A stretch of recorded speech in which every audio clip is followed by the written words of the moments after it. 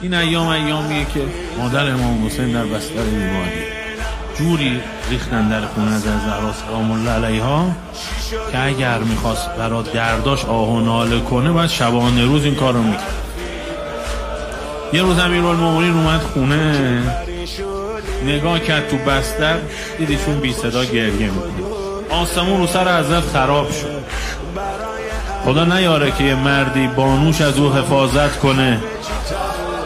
حضرت دوید سرشو به دامن گرفت.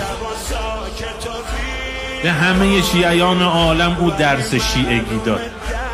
امیرالمومنین بهش عرض کرد که ما یبکی که یا سیدتی، چرا اینجوری گریه میکنی؟ یا سیدتی، ای سرور من، سیده من. بلا فاصله با همون صدای بی جوهر و همون تبکیل ما تلقا بری برای قربت تو گه خودتو جای من